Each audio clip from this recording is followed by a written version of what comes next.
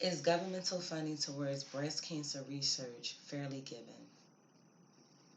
How many of you had to face the unjustifiable death killer of cancer without reasoning and limited resolutions?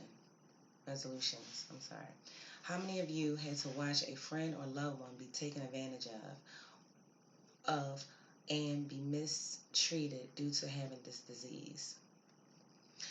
For me, my early teenage years consist of just that. Watching my mother abandon her household, with her children being all under the allowed age to care for themselves, for a governmental job that cast her off and took no blame towards her illness of getting cancer. Even when losing everything, government officials like Social Security sustained that she was not qualified for assistance because she did not meet the requiring age and her insurance was not enough to cover the treatment she needed. Along with her being unmarried, she was ruled to be an experimenting subject for treatment being tested out. This to me was poor medical and political practicing. I'm sorry, hold on 1 second.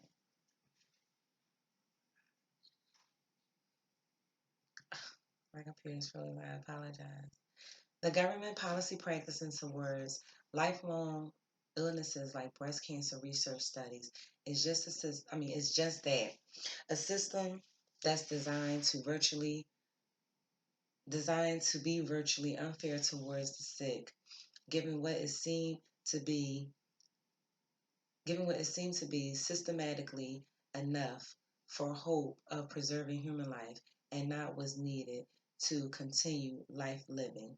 During my research, I have learned a lot about the negative governmental practicing when considering funding towards helping people with lifelong illnesses.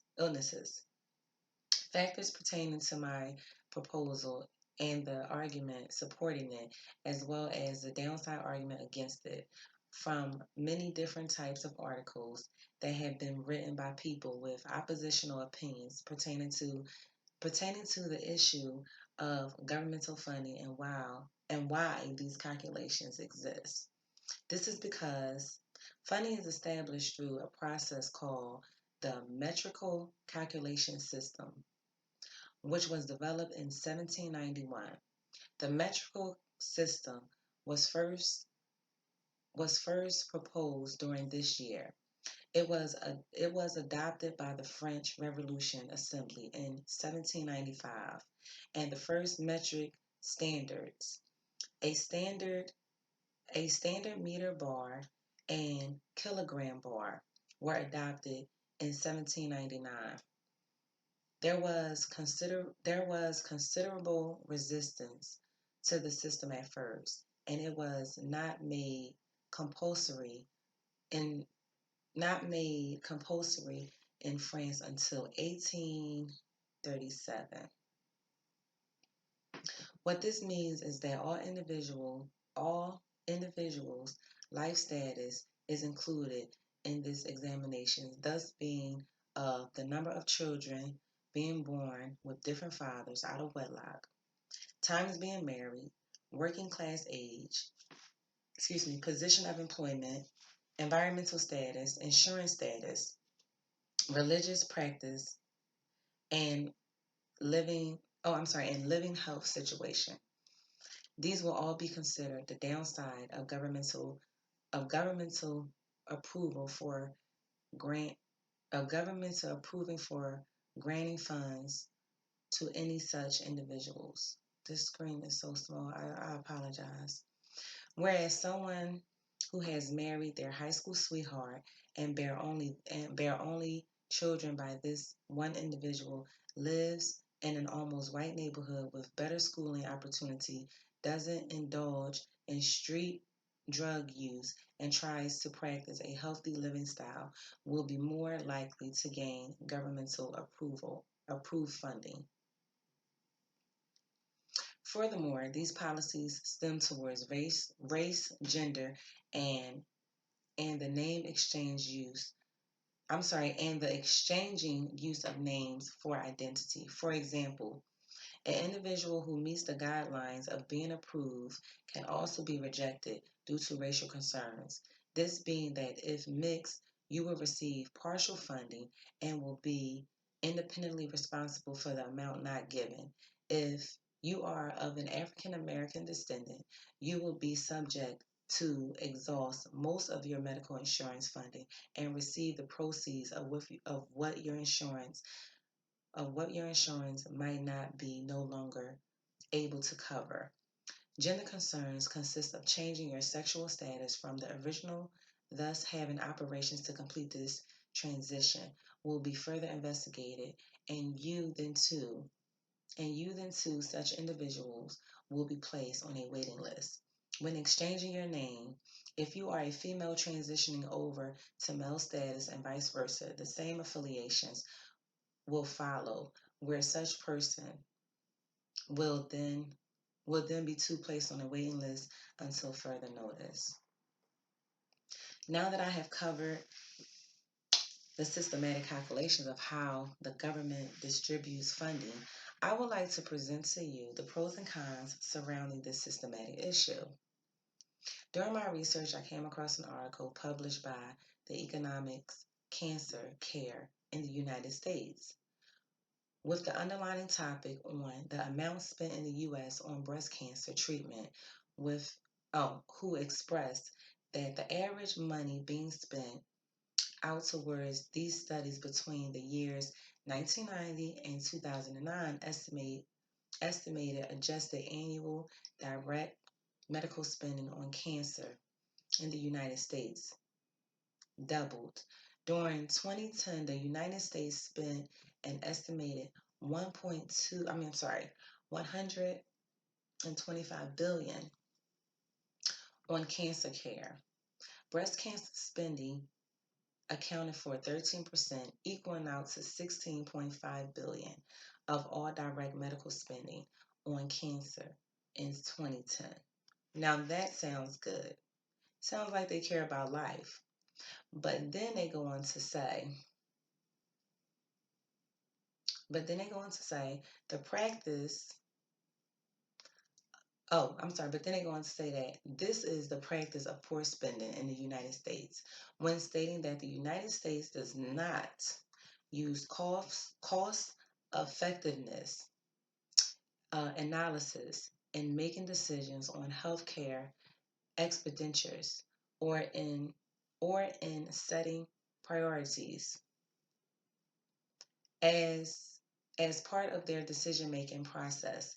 Several countries, including the United Kingdom, Canada, and Australia, require formal quantitative evaluation in the form of cost-effective analysis and consider the recommendations of a designated independent agency. Dr. Elkin remarks was that he didn't think us would any of us would advocate that cost effectiveness. He didn't think that any of us would advocate that cost effectiveness should be the sole basis of a decision, but did believe that more information can help to make decision making, better. This is because now the government gives grants to benefit the government. Okay, so with that being said, the government gives grants more so for building projects and opening up, different buildings to employ people to make money. They look at funding different organizations that supports helping people to stay healthy is actually a downsize for them because it's somewhat making them lose money. So in this case, um, basically, it's a dollar amount placed on human life. It's like, flipping a coin. What's more important? Life or business? And to the government, it's all business. It's all business. Um, so it's like you can't win for lose. And when I say that, what I mean by that is if you are somebody that, you know, is not that wealthy and you have the same illness as somebody that is wealthy, that person may or may not get the government funding that they need because the government will look at it like they don't need that much funding. So they would rather give it to them than to have to give a large lump sum amount to a person that is not wealthy. And it's like they're losing more money by trying to keep you alive. So they use this systematic approach to see if you're important enough to live. At the end of the day, it's all cruel politics. Um, Hopefully, somewhere down the line in the near future, these laws will change. I will do further research and, possibly seeing if there's a way or some outcomes for um, this systematic approach to change or to not exist. Um, it's just, heartbreaking that it's all business. Like, you know, I guess the saying is people are born to die. So, you know, it's like you really can't do nothing about it when it comes to the government. Hope you enjoyed it. Sorry if this wasn't beneficial enough. It's like 4 in the morning and I'm pretty much just giving you what I got on it. Have any questions, comments? Feel free. I'm here. We quarantine. Bye.